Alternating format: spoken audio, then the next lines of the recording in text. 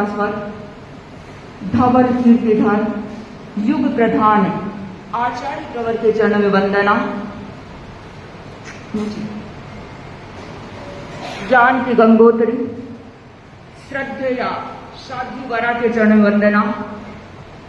आज के कार्यक्रम के हमारे मुख्य वक्ता वास्तु शास्त्र विशेषज्ञ स्वर वेत्ता भाई उमेद जी दुगड़, जिनको कई बार सुनने का काम पड़ा, लगता है कंठों में सरस्वती विराजमान है।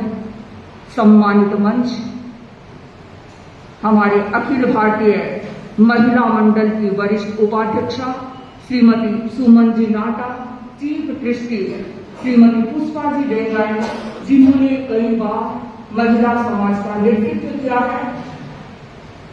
बंधुओं बहनों, किसी ने बहुत सुंदर कहा है, जीवन है ये पूरा कागज, लिख दो उस पर एक कहानी। जीवन है ये पूरा कागज, लिख दो उस पर एक कहानी, उसका हर पन्ना बन जाए इस जीवन की अमिट निशानी, इस जीवन की अमिट निशानी। बंधुओं, कैसे लिखे हम अमिट निशानी? बंधुओं, ये जो जिंदगी मिली है सिर्फ बोझा ढोने के लिए नहीं मिली है।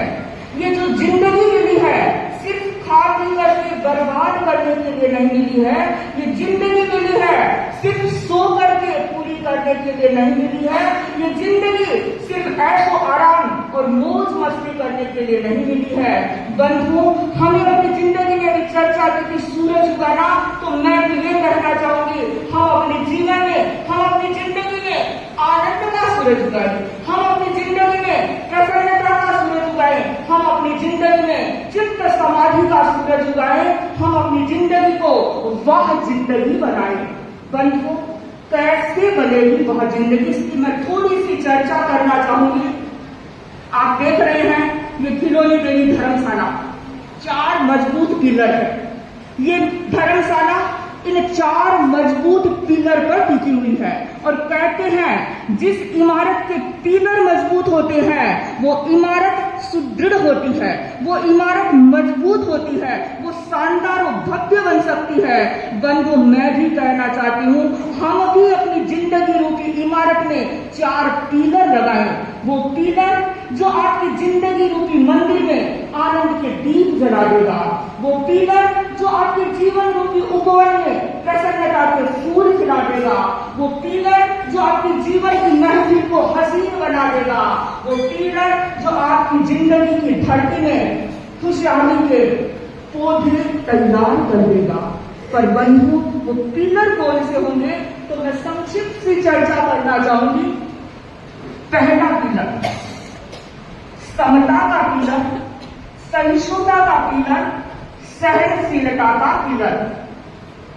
बंधु, एक बार मैंने पढ़ा था, लिखा हुआ था कि जापान की मेट्रो में एक वाक्य लिखा रहता है, 0 टॉलरेंस। यानी आपने मशीनरी के साथ छेड़छाड़ की तो उसको सहन नहीं किया जाएगा, आप पर कार्रवाई की जा सकती है। बंधु, मैं सोच रही हूँ वो जापान की मेट्रो हो या भारत की मेट्रो, 0 टॉलरेंस से चल सकती है, पर हमारी जो जीवन की मेट्रो है वो 0 टॉलरेंस से कभी नहीं चल सकती। हमें अपनी जीवन की मेट्रो को अगर रफ्तार देनी है तो हमें टॉलरेंस रखना होगा। बंधु, जो सहन करता है वही अपनी जिंदगी को वह जिंदगी बना सकता है। जो सहन करना नहीं जानता उसकी जिंदगी गतरस बन जाती है। बंधु, आपने नाम सुना होगा संत तुकाराम का। वो हमारे जैसे संत नहीं थे, आपके जैसे गृहस्थ थे, लेकिन वो संत कहलाए। क्यों कहलाए, थोड़ी सी चर्चा करूं।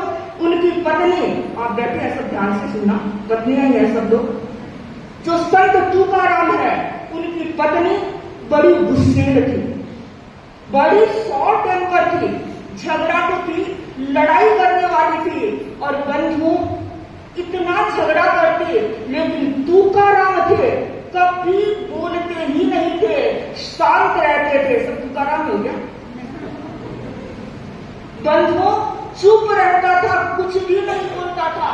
बंधु, एक दिन पत्नी ने कहा कि आज तो खेत जाओ और गन्ने लेकर आओ। बंधु कुछ नहीं बोला।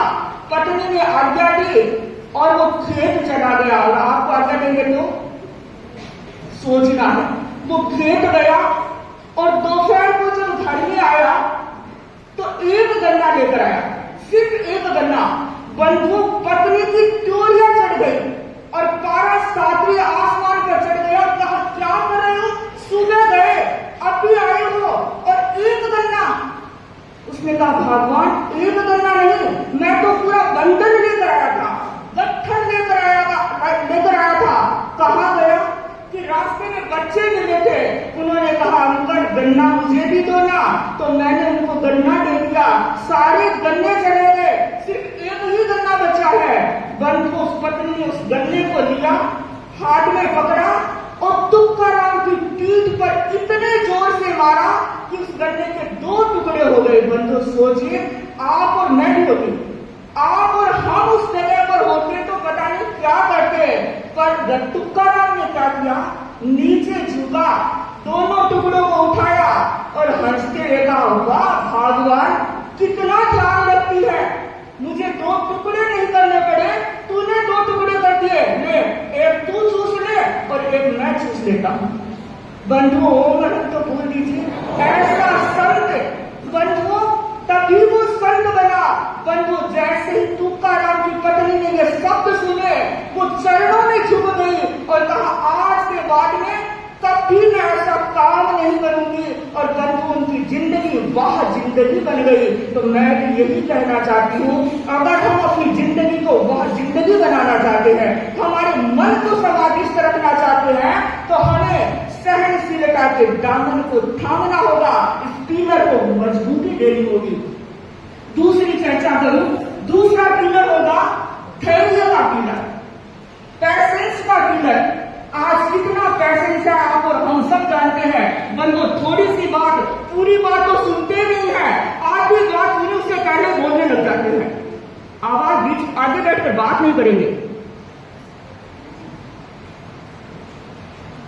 थोड़ी सी बात सुनते ही नहीं है, उससे पहले तो हम गर्म मिजाज बन जाते हैं, धीरज ही नहीं है। और बंधु सच मानिए, जिसके भीतर धीरज नहीं है वो कभी भी सफलता के शिखर पर आगे बढ़ ही नहीं सकता। वैज्ञानिक कहते हैं कोयला और हीरा परमाणु एक ही होते हैं। जो जल्दी खोद लिया जाता है कोयला होता है, और जो देर तक खोदा जाता है, नीचे तक खो जाता है, वो हीरा बनता है। अगर हीरा चाहते हैं तो धीरज रखना होगा।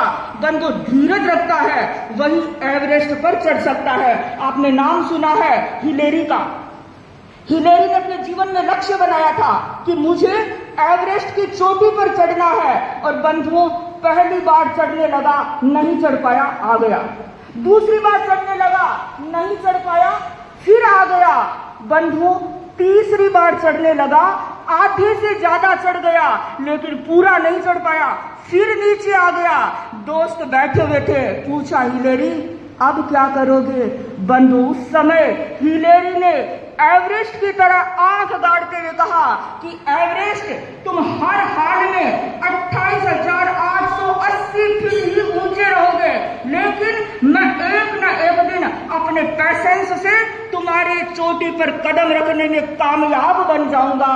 और बंधु इतिहास साक्षी है, हिलेरी ने चौथी बार तेल सिंह की सहायता से एवरेस्ट की चोटी पर कदम रख दिया।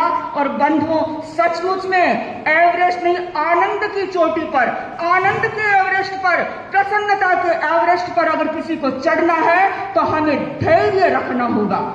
तीसरी चर्चा करूं, वो पिलर होगा। 2 पिलर हो गए। पहला कौन सा पिलर था? समता, टॉलरेंस। दूसरा पिलर पैसेंस का। तीसरा पिलर है पॉजिटिव थिंकिंग। जिसकी सोच पॉजिटिव होती है वो अपनी जिंदगी को वह जिंदगी बना सकता है। कैसी भी परिस्थिति आए वो हमेशा खुश ही रहता है। बंधु कहते हैं एक बार आश्रम में शिष्य पढ़ रहे थे और आश्रम में गाय आ गई।